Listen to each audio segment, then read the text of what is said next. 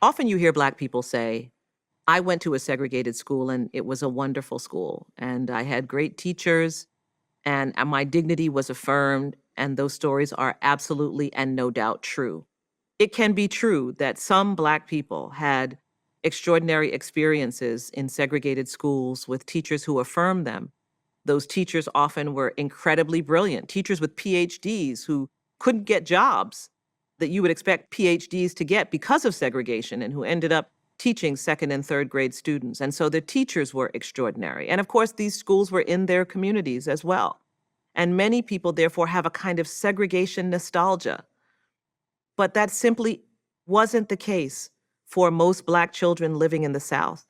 In fact, there were many jurisdictions in which there was not year-round school for Black students, in which there was no Black high school. You could only go up to the 7th or 8th grade. And there were also schools in which the conditions in Black schools were so appalling that they were beyond the pale, as in the jurisdictions in Clarendon County, South Carolina, that became part of the Briggs versus Elliott case, which was part of Brown. Those schools were always underfunded when compared to white schools. And actually, Marshall did a number of cases attempting to get equal funding for Black schools. It was never going to happen. No Southern jurisdiction had the funds, or would, if they had them, would have been prepared to expend funds equally on Black and white schools. And so Black schools would always have been inferior in funding, facilities, and so forth for their students.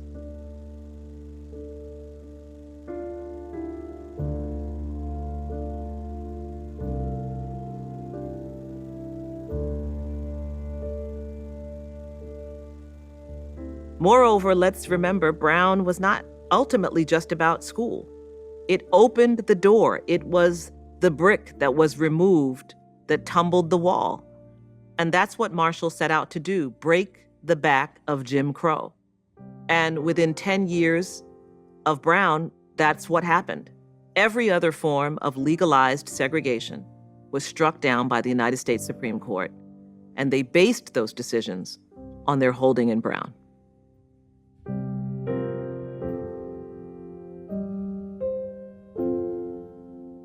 Have you ever read the Brown v. Board of Education ruling? Most Americans have not, even though I would consider, and many would consider it to be the most important Supreme Court ruling of the 20th century, and perhaps the most important Supreme Court ruling ever. But most of us haven't read the ruling, though it's quite short. And still, everyone thinks they know what that ruling says and what that ruling requires. But Brown v. Board of Education was not about test scores. It was not about racial achievement gaps, even though that is what you probably think of when you think of Brown v. Board of Education. Brown v. Board of Education was about citizenship.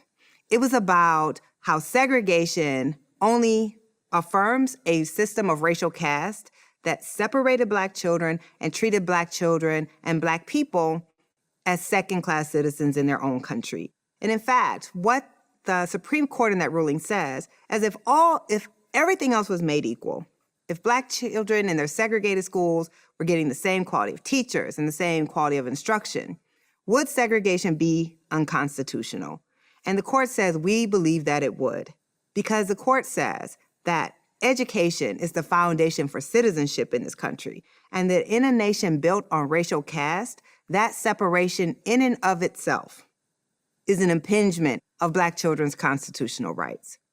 So if you understand the ruling in that context, how does that change the way that you understand the mandate of Brown v. Board of Education, which is not simply to reify racial caste in caste schools where every child is Black, but is actually designed to eliminate racial caste and to understand that the highest calling of education is democracy, and that it is our ability to have a multiracial democracy that is mandated by this ruling. And yet, we have never really enforced that ruling, and progressives and conservatives alike have largely walked away from the mandate of Brown.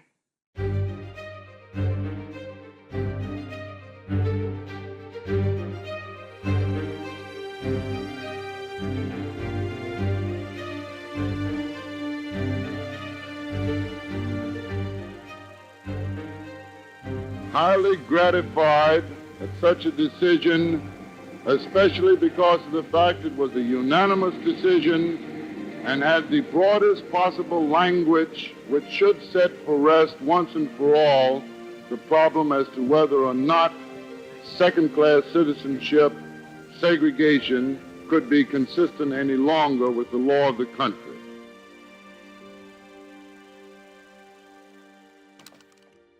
The Brown decision, Brown versus Board of Education in 1954, is without question the most monumental Supreme Court decision perhaps ever, maybe since Marbury versus Madison, which essentially gave the Supreme Court the power of judicial review.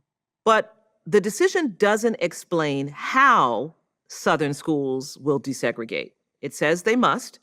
It says that separate is per se unequal, cannot be equal, and makes clear that Southern schools will have to desegregate. But it leaves for further consideration how that will happen.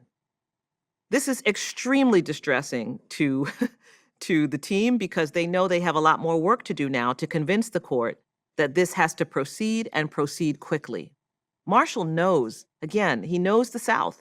He knows that Southern jurisdictions, given any time, will find ways to try and resist this decision. And so they work incredibly hard, the Brown team, to argue the case and brief the case and convince the court that, that desegregation must happen forthwith, quickly, and without delay.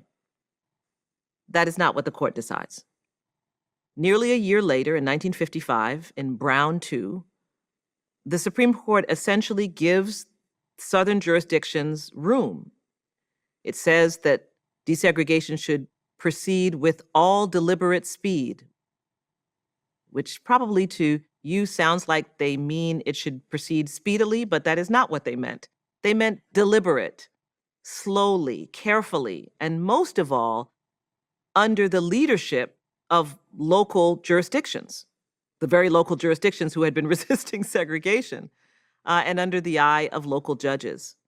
And Marshall is right. It is precisely what Southern jurisdictions were looking for. They undertake a period that they call massive resistance. That's the term that was coined by a Virginia official to describe the way they would respond to Brown.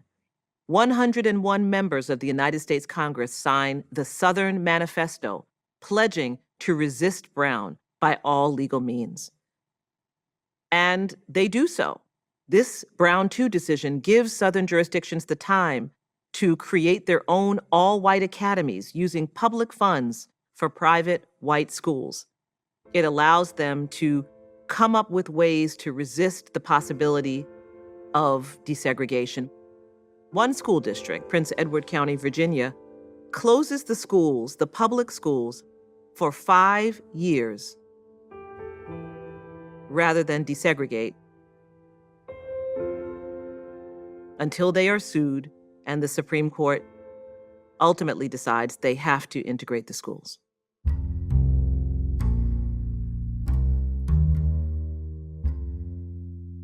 So many of you probably believe that since the Supreme Court ruled in Brown v. Board of Education, we don't have segregation in our schools anymore. But that's not true. In fact, there's never been a point in American history where even half of Black children have attended a majority white school, even though Black children have never been more than 20% of the population of the United States. So we've actually never integrated our schools. Imagine having a constitutional right to integrated schools, but never seeing a day of integration. That was the experience all across the South. But finally, the Supreme Court got serious and started enforcing Brown across the South. And because of court orders, the South went from the most segregated part of the country to the most integrated part of the country, where it remains. I am sure many of you have heard someone say, oh my God, the South is so backwards, they're so racist. The most segregated parts of the country for Black children are all in the Northeast and the Midwest. The most segregated state for Black children is New York.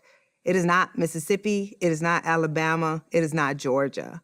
Because the North, white Northerners, never believed that Brown v. Board of Education applied to them, even though they maintained through official policy segregated schools, and I argue maintain, through official policies, segregated schools to this day. And the Supreme Court, which became a conservative court after Brown v. Board of Education, has made it almost impossible to enforce Brown v. Board in the classroom. And what you have seen is that integration peaks in 1988, and our schools have been resegregating ever since. So Black children today are more segregated than they were at any time since the 1970s. We have literally moved back in time, and those schools are getting millions of dollars fewer in resources than comparable white schools. But we have accepted this. We have accepted this for all of our children. And I think it's important to really question the rhetoric around the issue of school integration, because we are talking about children. And we are saying that some children are simply too scary or too dumb or too backwards to be in schools with other children. And Black middle-class people, I'm also speaking directly to you here, because many of us in the Black middle class have followed the roadmap of white Americans and have also decided that our children should not be in the schools that have large numbers of Black and low-income children as well.